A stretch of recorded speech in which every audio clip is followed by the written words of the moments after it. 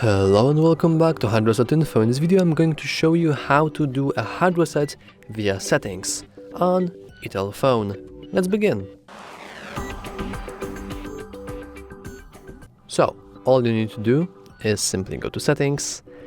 In here you want to scroll all the way down and go right into system. Now at the very bottom you can see the reset phone option.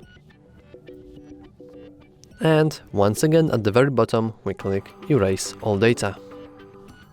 Oh, sorry.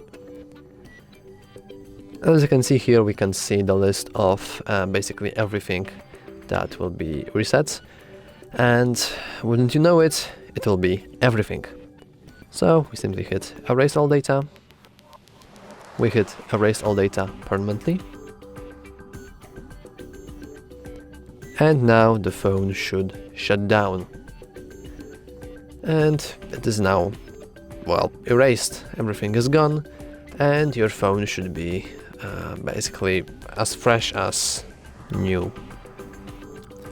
And now it turns on automatically. And that's all for this video. If you found it helpful, please remember to like and subscribe. Thanks for watching.